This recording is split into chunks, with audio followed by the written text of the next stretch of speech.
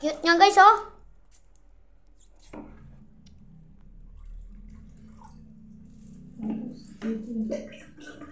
Wait lang.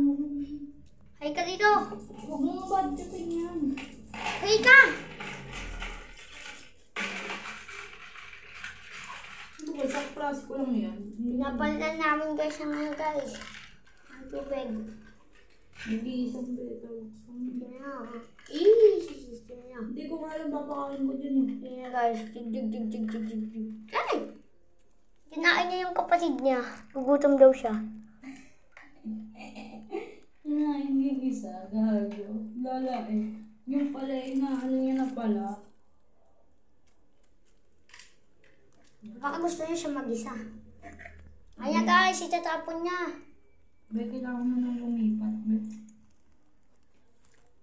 Ay, ang bago ng ano guys.